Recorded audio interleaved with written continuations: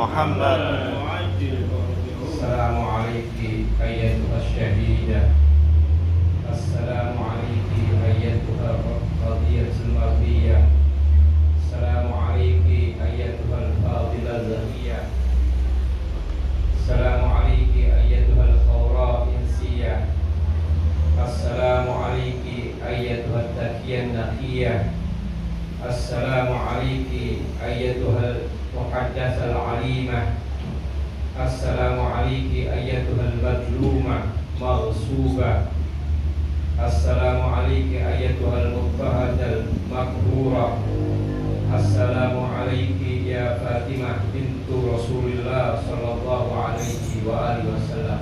السلام عليكم ورحمة الله وبركاته.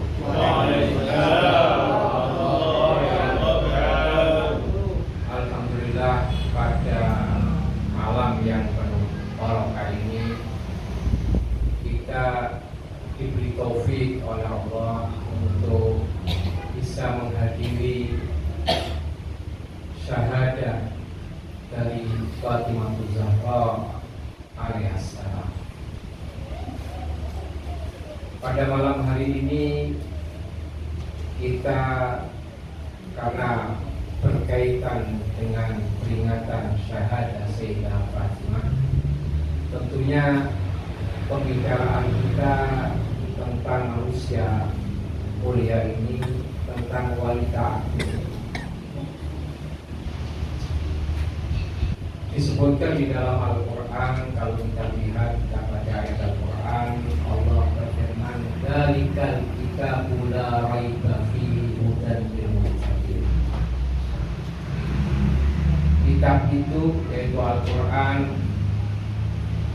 tidak ada keraguan di dalamnya, hudan lil muttaqin, petunjuk bagi orang-orang mukmin. Bahkan di ayat yang lain, petunjuk bagi manusia. Tentunya ketika Allah memerintahkan agar Al-Quran dijadikan petunjuk, bukan sesuatu yang bersifat dogmatis, bukan sesuatu yang diperintahkan oleh Allah tanpa dibangun oleh sebuah argumentasi. Tapi kenapa Al-Quran dijadikan kitab petunjuk oleh Allah? Ada alasan ilmiahnya, ada alasan rasionalnya. Karena Al-Quran la raiba fihi, karena di dalam Al-Quran itu tidak ada keraguan, di dalam Al-Quran tidak ada kesalahan, di dalam Al-Quran tidak ada kebatilan. Oleh karena itu Allah menjadikan Al-Quran sebagai kitab petunjuk. Tentunya Al-Quran adalah sebuah konsep yang tertulis. Maka kita sebagai manusia juga membutuhkan contoh-contoh konkret, contoh-contoh nyata dalam kehidupan kita yang bisa kita lihat, yang kita bisa pelajari kehidupannya. Maka salah satu manusia suci dan manusia agung itu adalah Sayyidah Fatimah. Tentunya ketika kita menjadikan Sayyidah Fatimah sebagai qudwah, sebagai hujjah, sebagai idola, itu juga harus kita bangun berdasarkan argumentasi, berdasarkan dalil. Karena untuk menjadikan seseorang sebagai idola, sebagai suri tauladan, bukan hal yang mudah. Ketika kita salah menjadikan seseorang sebagai suri tauladan kita, maka suri tauladan itu akan menjerumuskan kita. Sayyidah Fatimah, kenapa kita jadikan suri tauladan? Karena beliau seperti Al-Quran. Kalau Al-Quran tadi tidak dikatakan tidak ada keraguan di dalamnya, tidak ada kebatilan, Begitu juga dengan Sayyidah Fatimah. Sayyidah Fatimah totalitas kebaikan, totalitas kesucian, al-khairul mahbub, pure kebaikan. Dikatakan lau kana al-husnu sahsan lakana Fatimah. Andaikan kebaikan itu menjelma menjadi seseorang, maka pasti dia adalah Fatimah. Bahkan disebutkan dalam hadis Rasul sallallahu alaihi wasallam pernah bersabda, "Ya Fatimah, innallaha la yaghdab li ghadabiki wa yarda bi ridhaki." Wahai Fatimah, kata Rasulullah, sesungguhnya Allah akan marah karena kemarahanmu, dan Allah akan rela karena kerelaanmu. Maka sudah bisa dipastikan di sini Sayyidah Fatimah adalah orang yang maksum, terjaga dari kesalahan, karena Allah menggantungkan kemarahannya dan kerelaannya kepada Sayyidah Fatimah. Maka sudah bisa dipastikan Sayyidah Fatimah tidak pernah marah, kecuali kemarahan itu dalam kebaikan, dalam kebenaran. Dan Sayyidah Fatimah tidak pernah rela, kecuali kerelaan itu dalam kebaikan dan dalam kebenaran. Maka di sini kita memahami bahwasanya Sayyidah Fatimah layak dijadikan suri tauladan, dikarenakan beliau adalah manusia yang maksum, manusia yang terjaga dari kesalahan, orang yang terjaga dari kesalahan, layak, bahkan lebih dari itu, untuk kita jadikan suri tauladan dan kita jadikan hujjah dalam kehidupan kita. Tentunya ada beberapa hal yang akan kita teladani dari Sayyidah Fatimah. Di antaranya mungkin kita akan belajar dari Sayyidah Fatimah rasa malu Sayyidah Fatimah. Sebelumnya perlu kita pahami sedikit. Ada al-khajal, ada al-haya. Al-haya itu rasa malu yang positif. Disebutkan dalam hadis, wa ahsanu malabisid dunya al-haya. Sebaik-baik pakaian dunia ini adalah rasa malu. Rasa malu di dalam riwayat ini diseumpamakan, disemisalkan dengan pakaian. Kalau kita lihat, pakaian memiliki beberapa fungsi.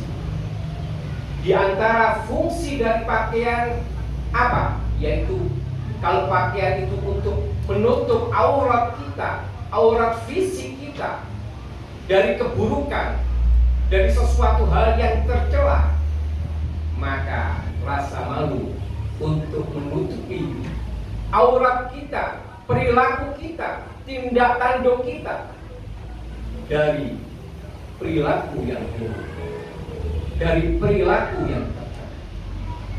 Al-Imam Ja'far Shadiq pernah ditanya oleh seseorang tentang kehidupannya.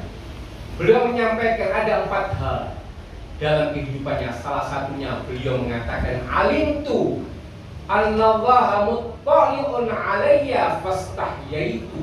Aku yakin Allah selalu melihat aku. Fastahyaitu, maka aku malu untuk melakukan kemaksiatan. Salah satu fungsi dari pakaian adalah untuk menutup aib-aib kita, keburukan-keburukan. Begitu juga dengan rasa malu untuk menutupi agar kita tidak melakukan hal-hal yang buruk. Fungsi yang kedua dari pakaian adalah untuk berhias. Bukan hanya sekedar untuk menutupi aurat kita, tapi lebih dari itu, pakaian adalah untuk memperhias diri kita, menjadikan diri kita lebih indah. Begitu juga rasa malu untuk menghiasi diri kita, dengan perbuatan-perbuatan yang mulia, dengan perbuatan-perbuatan yang agung. Al-Imam Ali bin Abi Thalib pernah pada suatu hari ketika beliau makan, kemudian beliau melihat anjing, maka makanan beliau dibagikan juga kepada anjing tersebut. Kemudian Imam Ali mengatakan, aku malu, Allah telah memuliakan aku dengan memberikan makanan, sedangkan aku melihat makhluk yang lain dalam kelaparan. Itu yang disampaikan oleh Imam Ali bin Abi Thalib.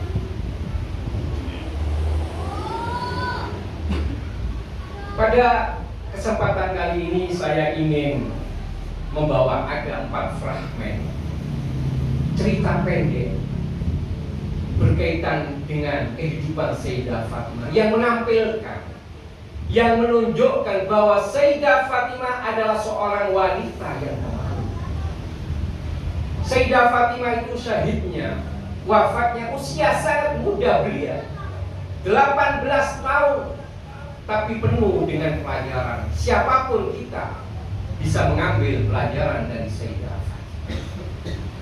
Sayyidah Fatimah adalah wanita yang pemalu, memiliki rasa malu yang sangat. Diceritakan Sayyidah Fatimah banyak yang melayani. Siapa yang tidak mengharapkan Sayyidah Fatimah, putri Rasulullah, yang tentu keindahan wajahnya, keindahan fisiknya tidak perlu diragukan lagi, yang kesuciannya tidak perlu dipertanyakan. Oleh karena itu begitu banyak orang yang menginginkan dan mengharapkan bisa mensyuting Sayyidah Fatimah. Pada suatu hari datang seorang pemuda yang bernama Ali bin Abi Thalib menghadap Rasulullah, menyampaikan hajatnya, menyampaikan keinginannya untuk melamar putri Ar-Rasul sallallahu alaihi wa alihi wasallam, yaitu Sayyidah Fatimah. Setelah itu Rasul menyampaikan maksud dan keinginan Al-Imam Ali bin Abi Thalib. Di saat itu Sayyidah Fatimah tidak memalingkan wajahnya. Di saat itu tampak di raut wajah suci Sayyidah Fatimah kegembiraan, kerelaan.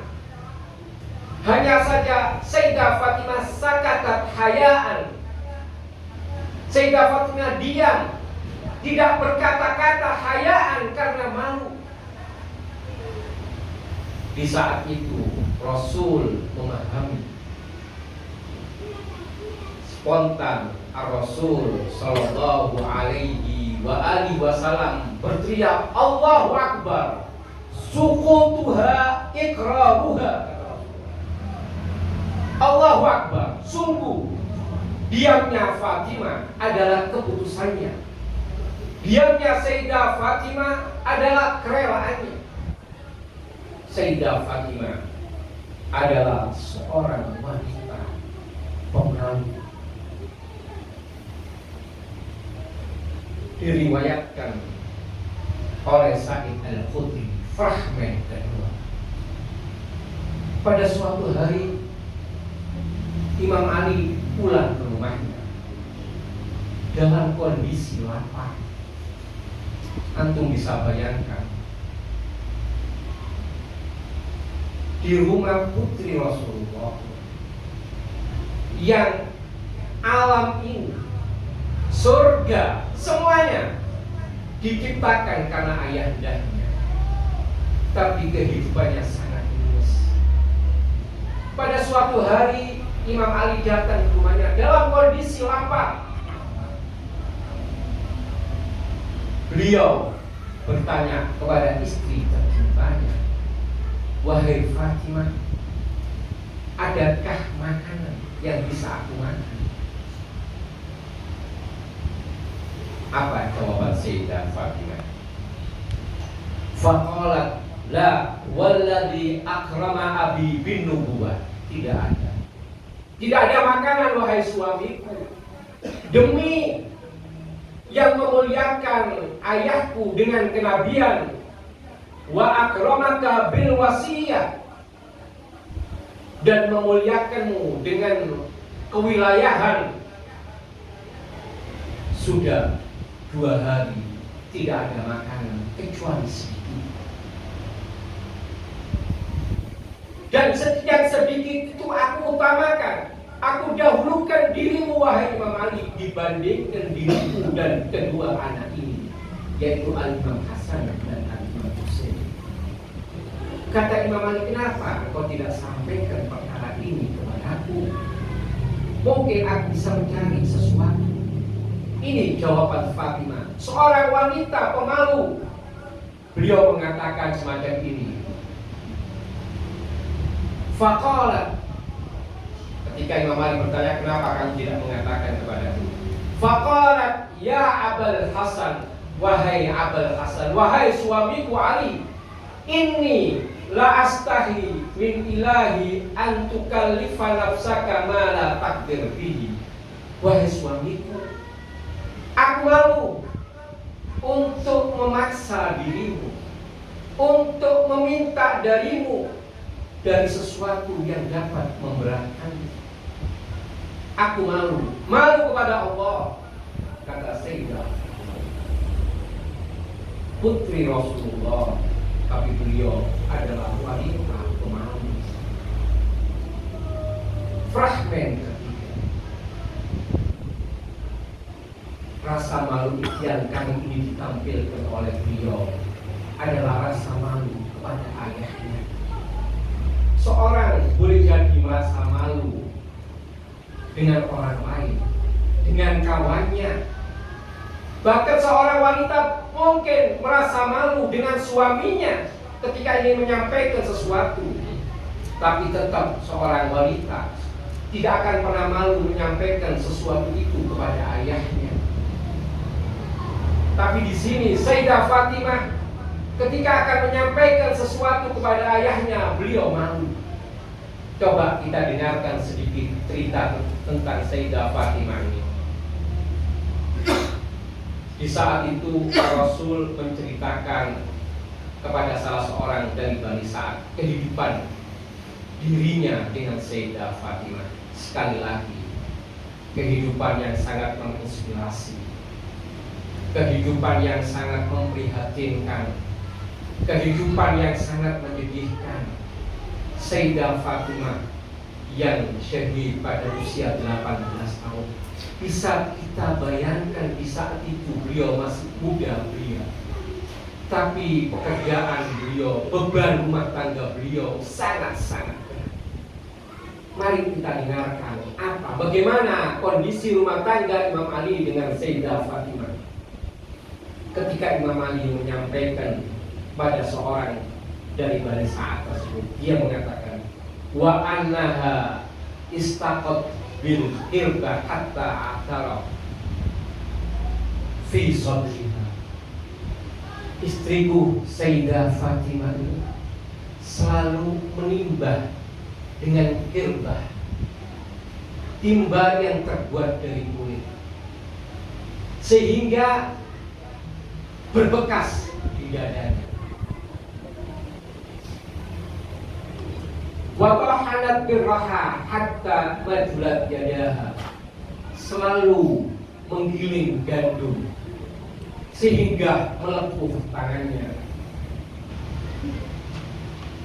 Tangannya seorang gadis, seorang wanita muda biasanya lembut, halus, tapi tangan Sayyidah Fatimah melepuh karena sehari-hari harus menggiling gandum.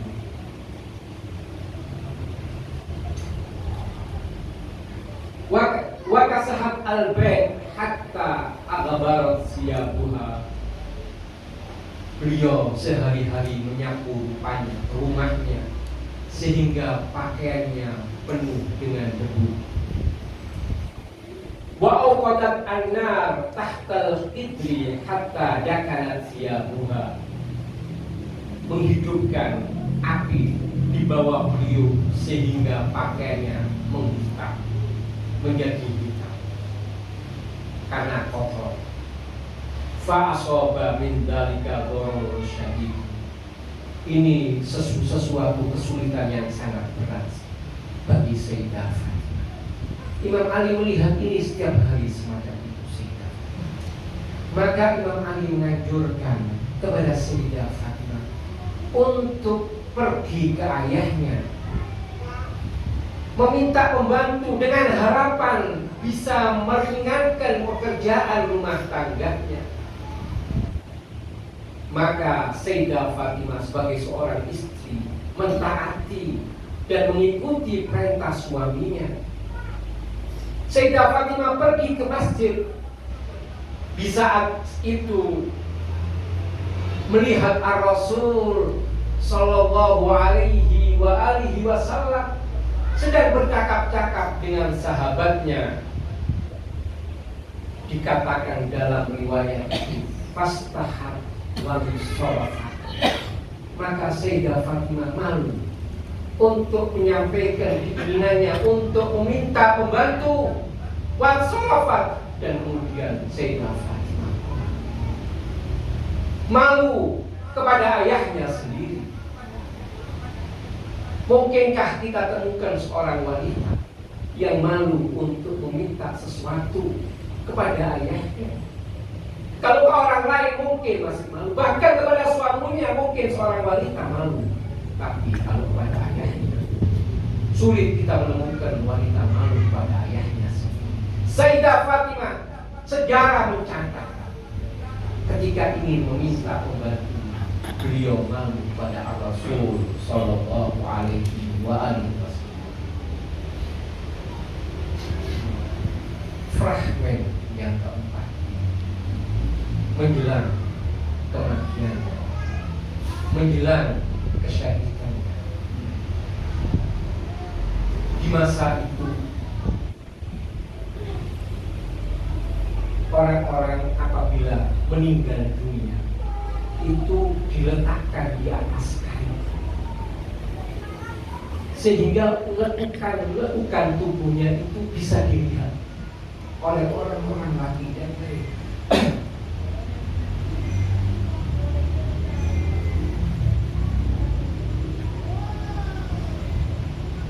Maka itu bagi Sayyidah Fatimah adalah beban yang memberatkan. Sayyidah Fatimah gelisah, walaupun harus dikafani, tapi lekuk-lekuk tubuhnya akan dilihat oleh lelaki yang lain. Sayyidah Fatimah galau. Sayyidah Fatimah gelisah. Maka dia meminta kepada suaminya agar dibuatkan peti, sehingga lekuk-lekuk tubuhnya tidak terlihat oleh lelaki yang lain, karena tertutup. Sebagaimana kita ketahui, peti adalah sesuatu yang itu yang selalu dipikirkan oleh Sayyidah Fatimah. Ketika dia meninggal, jangan sampai terbuka, jangan sampai terlihat lekuk tubuhnya. Dia berharap menantikan seperti itu, karena masih jarang di saat itu. Konon dalam catatan sejarah, Sayyidah Fatimah tidak pernah tersenyum sejak wafat daripada ayahnya beliau. Sejak wafatnya Rasul Sallallahu alaihi wasallam, konon Sayyidah Fatimah tidak pernah tersenyum, menangis dan menangis. Tapi ketika orang-orang berhasil mendatangkan peti, membawakan peti untuk Sayyidah Fatimah, di saat itu Sayyidah Fatimah tersenyum berbahagia, karena beliau adalah wanita pemalu, tidak ingin dilihat lekuk tubuhnya walaupun dalam kondisi dikafani oleh orang lain. Sehingga ketika begitu datang, Sayyidah Fatimah tersenyum.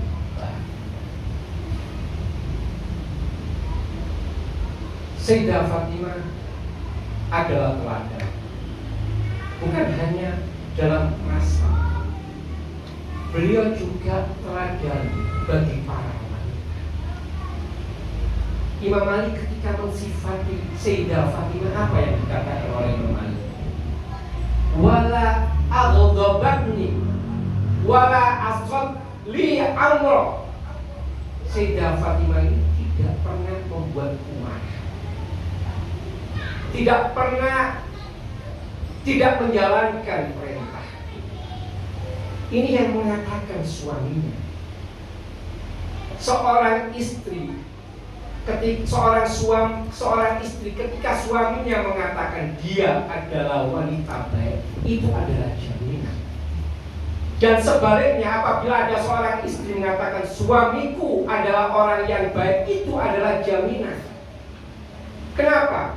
Karena suami istri itu semuanya terbuka, tidak ada yang tertutup. Seorang suami pasti tahu secara persis istrinya, dia sholat atau tidak, dia orang yang baik atau dia dermawan atau tidak, karena sehari-hari hidup dengan istrinya. Kalau dengan orang lain mengatakan fulan baik, belum jaminan. Karena orang itu mengenal kita baru hanya permukaannya saja, hanya kulitnya saja. Kita boleh jadi tampil kemana-mana membawa topeng, tidak membawa wajah asli kita yang sesungguhnya. Tapi kita dengan istri kita, istri dengan suaminya tidak mungkin terus menggunakan topeng. Sehingga apabila mengatakan suami bahwa istriku adalah orang baik, itu adalah jaminan bahwa istrinya adalah orang yang baik. Begitu juga sebaliknya, jika istrinya mengatakan suamiku adalah orang yang baik, itu adalah jaminan dia adalah lelaki yang baik. Karena tampil secara totalitas original aslinya. Ini yang mengatakan bahwa Sayyidah Fatimah tidak pernah membuat marah, tidak taat kepadanya adalah suaminya. Jaminan apa yang dikatakan oleh Imam Ali bin Abi Thalib sebagai seorang suami adalah kebenaran yang pasti. Sayyidah Fatimah pernah ditanya oleh Imam Ali bin Abi Thalib, ya binta Rasulillah, kaifa haluki? Wahai putri Rasulillah, bagaimana keadaanmu? Anda dengar bagaimana jawaban seorang istri.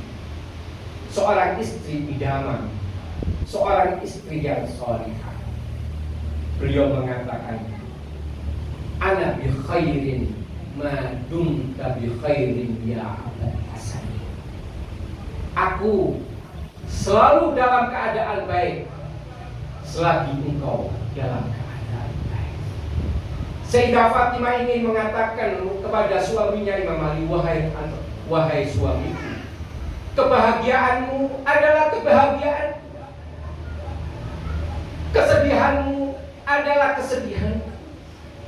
Yang menjadi tolak ukur bagi Sayyidah Fatimah, kebahagiaan dan kesedihan itu bukan dirinya, tapi yang menjadi tolak ukur kebahagiaan dan kesedihan itu adalah suaminya, yaitu Imam Ali. Inilah yang diteladankan oleh Sayyidah Fatimah sebagai seorang istri.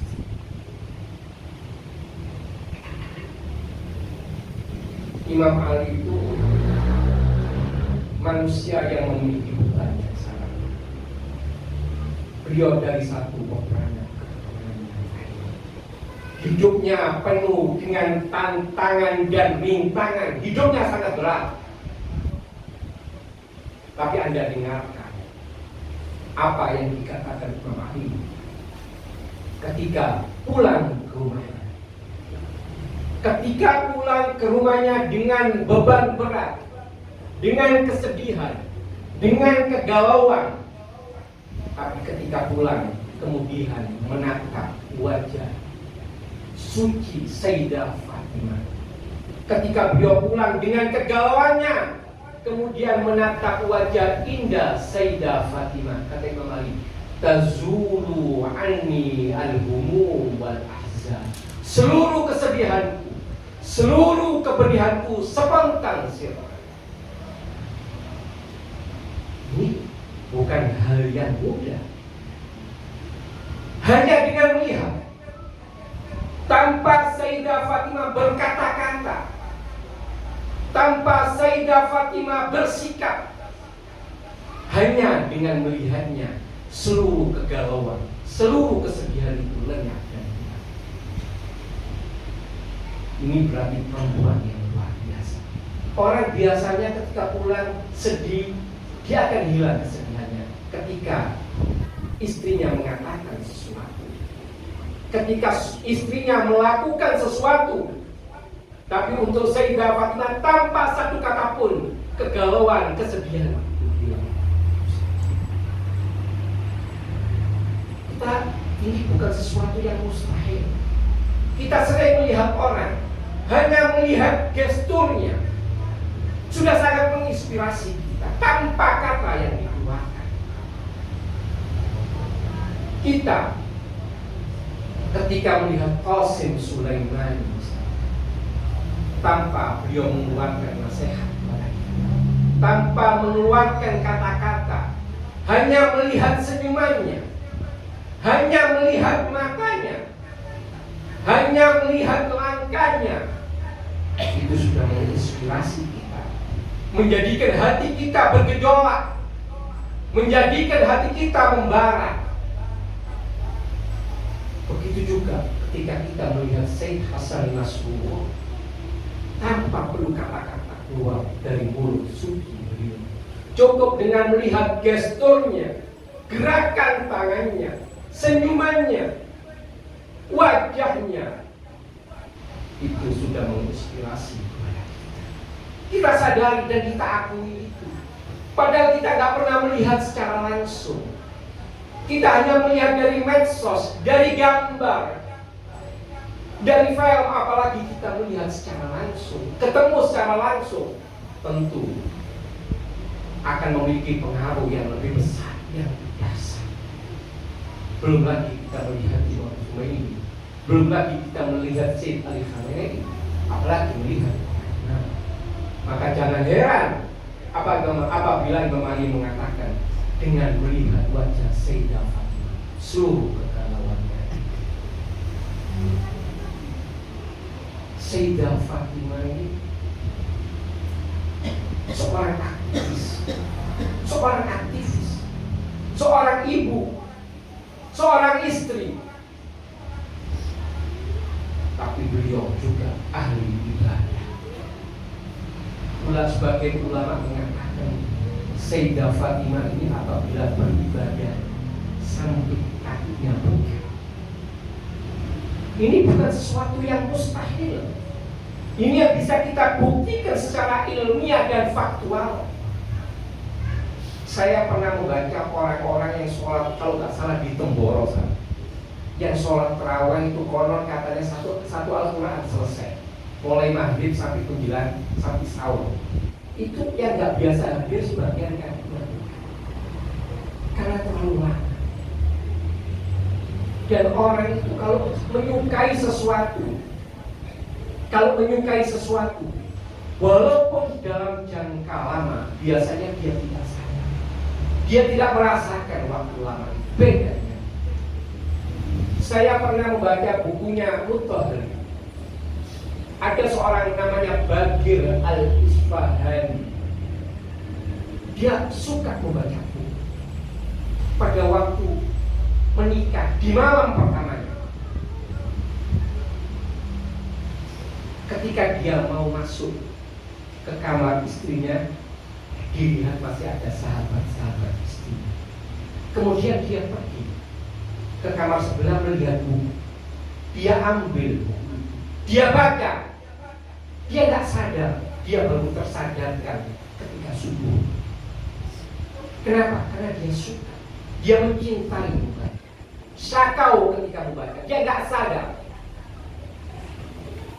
Saya juga pernah membaca buku seorang penulis. Dia menulis masuk di malam hari setelah Isya. Dia baru sadar ketika jam 7 pagi, ketika istrinya menuntut pintu. Maka jangan heran ketika dikatakan Sayyidah Fatimah sholat sampai kakinya bengkak. Pastinya waktu jangkanya panjang, bukan semenit, 2 menit, bukan 10 menit, berjam-jam itu pastinya. Tapi tentunya beliau melakukan itu karena sesuatu yang beliau sukai, beliau cintai. Beliau tidak merasakan lama, tapi sesuatu yang sia-sia. Mungkin ini beberapa hal yang bisa kita sampaikan tentang Sayyidah. Semoga bisa menjadi pelajaran yang karena tentunya menghadiri majelis semacam ini, di samping kita harus mengambil pelajaran, ada hal yang bagaimana kita bisa meneladani, meniru apa yang dilakukan oleh Sayyidah, kemudian juga mengamalkannya dengan penuh ketulusan. Mungkin sedikit yang saya sampaikan, semoga bermanfaat bagi saya dan hadirin hadirat sekalian. Wassalamualaikum warahmatullahi wabarakatuh.